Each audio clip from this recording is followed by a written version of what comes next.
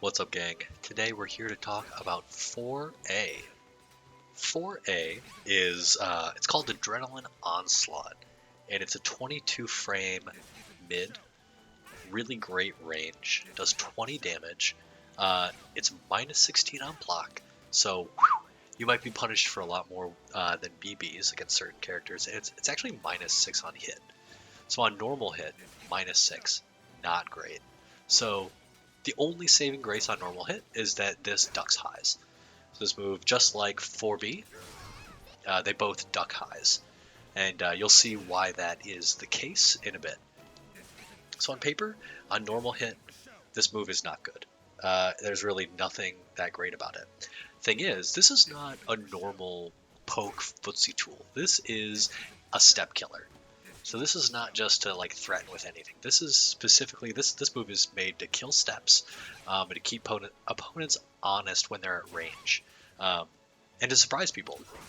Honestly, this is probably Geralt's like farthest range move. Like that's insane range for this character. You would not expect that. So incredible range, and that's something that is really important.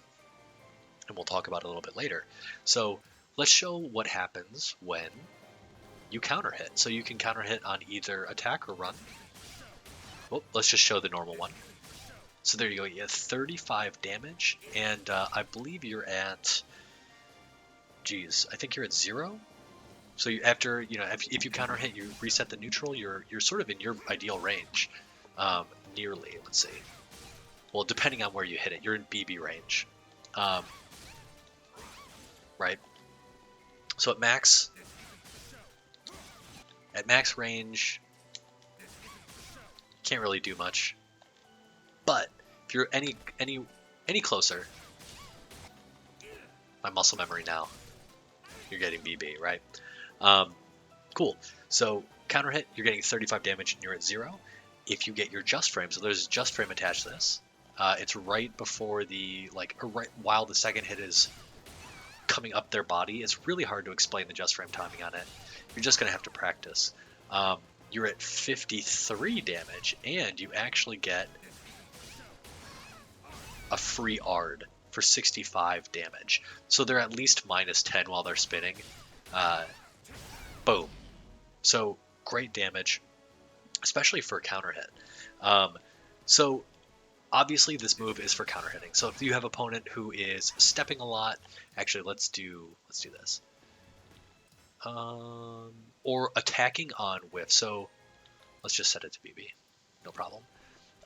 So let's say you are using moves. So this move is for whiff punishing and predicting stuff. So a way I use it.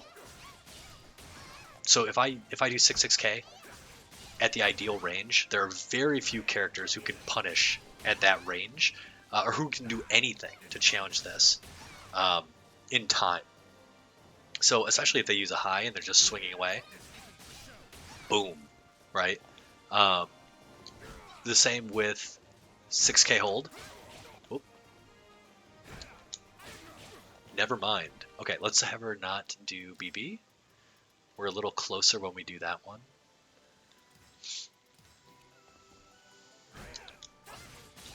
Right? There you go. At the wall, even more deadly.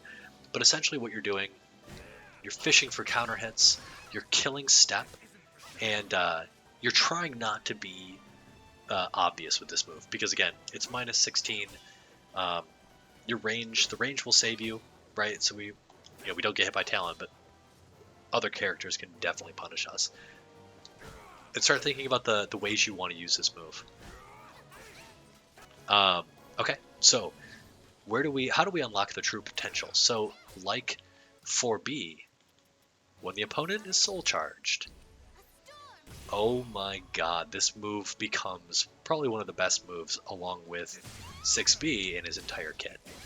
Okay, so let's show this off. Actually, let's set her to always max. Cool, so she's going to be soul charged. So this is why this move is so... Oh, tell him your tiny body. This is why this move is so good. 104 damage on normal, on counter hit against a soul charged opponent because you get that spin. It's astounding the kind of damage you can do. So let's turn her off of attack. So let's say you just hit her normally, right? Oh. You still get a free Ard off of that. So even on normal hit, she's not doing anything. You just managed to catch her in neutral. You still get a free Ard. You're spending a little meter, probably not worth it. But again, it's there, especially if they're, this is a round ender, right? Bop. And especially if against the wall, you get more. On attack, let's say you missed your just frame, you're still getting a 3B. You're still getting a 1 AA for great damage, again. So this move is really, really scary against soul charged opponents. Really scary. And then again, as you saw, if we hit our just frame, we hit our B plus K, dude, that's some damage. 105 damage, no meter, no nothing. So again, when your opponent pops soul charge, I think in lower ranks, kind of where I am, I think I'm like C3 or C2. I think I'm C3. Opponents will pop soul charge to get out of, sort of your bullying, and they'll try to get in because in their mind, like, they have limited amount of time to fuck you up. And so you can take advantage of that as they're rushing in, especially with their big highs or their super powerful whatevers. And then you've noticed one of the bad things, so I'll go over that in a bit. You can mess them up, right? As they're coming in, as they're running, as they're doing their big highs to advance. You can just take away a third of their life, or almost half of their life, really. So again, half of their life nearly gone just because they wanted to get in. Dog, half of your life gone. And I've managed to pull this stuff off in matches, and it feels so good. So let's talk about the cons, right? So the pros are, well, let's talk about the pros first. So again, it's an incredibly long range attack for Geralt's kit, right? Like, that's really long range. So we're hitting people from here. That's good. You'll notice one of the cons. It is inconsistent at max range, right? So again, Duck's highs, counter hit leads to insane amount of damage. Against soul charged enemies, oh my god. And if you use it to end air combos, your Oki is incredible. You have all the time in the world to do whatever you want. Set up mix-ups, do whatever you want. Probably shouldn't do that. You're super minus there, but you know what I'm saying. You know what I'm saying. And again, yeah, it's just you can do some great stuff with this move. And this is what you're gonna want to actually. Let's just do this. This is what you're typically going to want your against non-soul charged opponents. This is your optimal Yurden combo as well. So again, learning this just frame is really important just to opening up Geralt's damage in general. Okay, so what are we getting back to? Okay, so the cons. So again, it's really inconsistent at max range. So if you are just lucky to clip the opponent, you won't necessarily get them with the second hit. The range is tricky, right? So like I was saying, like, you've seen it. There you go. You've seen it happen a few times. It's just tricky, and so you're gonna have to deal with that and figure out a way to make that work for you. Also, the combo routes are super limited. So on normal hit, on a normal opponent, you're a plus 10 basically, and you can throw out your free Ard if you want. In Soul Charge, max damage is this, but you're side switching. So if you have the wall, that's you lose a ton of damage. So this is like max damage if you want to keep the wall, which sucks. You'll miss out on 20 damage. Also, this move uses up a wall hit. So let's say you you sternum splitter, or splintered sternum rather, um, and let's say you're close to the wall, and you're just like, you get that wall hit. It sucks because this move is so good at the wall if you've used up 2 wall hits against a soul charged opponent. Something like this.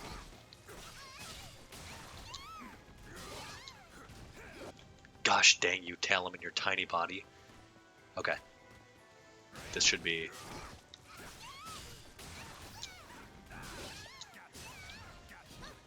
like 124 damage. Again, that's with Splintered Sternum, which is an insanely good move. But again, against a soul charged opponent, you want to use both of your wall hits. So again, problematic if you're against the wall, because you can typically just do that. That's really all you can afford, is your Ard for a little extra meter. Yeah, it's just, and it also depends on distance too. So if you're a little further away, there's some variables there, but again, you'll typically waste a wall hit using it. So again, not great. I think the biggest con for me, and I guess at max range, so if you're like mid-range, you can do this. You can land 2 of them, which, to be honest, just looks sexy as hell, and I love it. I love being able to do that. So this is my, that's the preferred wall. That's the preferred staying on the same side combo. But again, if you're using that from slightly further away, so let's say you tip her, it'll whiff. So I guess for consistency's sake, you definitely want to be closer than tipper before you even attempt this. Right, so that's why my one big thing is the combo routes are really limited after hitting this. And I guess the just frame timing is really hard for me, but there you go. This move is incredible. You want to use this, you want to get this into your game. It is deadly at the wall.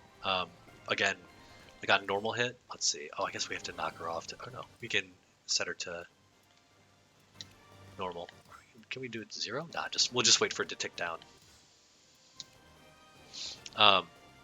One of the cool things again is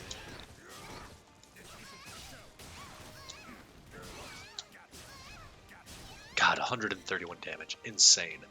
So at the wall, one of the cool things about this move is you're right there, and you're at +10. Or something like that, right? You're like really close. Let's see what she's. Stand and just guard all, right?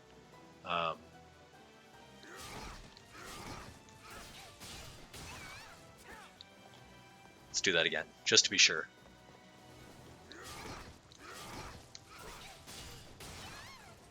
Yeah, you're really plus there. So you can do grab mix up, you can do, whatever you want. And that's what's so cool about this move in general.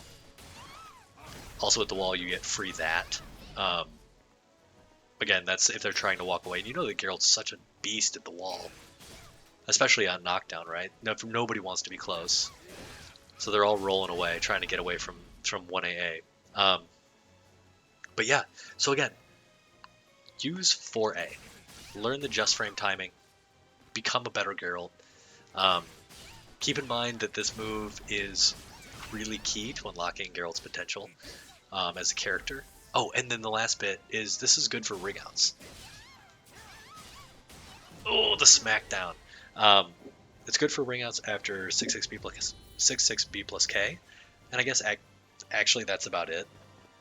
But it breaks walls, which is kind of cool. So if we do it here, I don't know if 6B plus K would do this, but if we're kind of far away, oh, we did do it. If you're at a certain height and a certain distance, it'll use up the wall hit, and it'll still put them over the edge if the wall is breakable. So I think that's about it. This move is incredible. Please try to use it. Use it as a step killer. Use it as a whiff punish, especially if they're far away. Use it at the start of rounds against Nightmares, Mitsurugis. Like, just use it. That or B plus K, because it's hilarious watching their shit go, just go flying over Geralt as he tumbles forward. On airborne opponents, use it because it gives incredible Oki and incredible damage. So yeah, learn this move, make it part of your game. Don't mess it up. And I think that's it. Thank you for listening.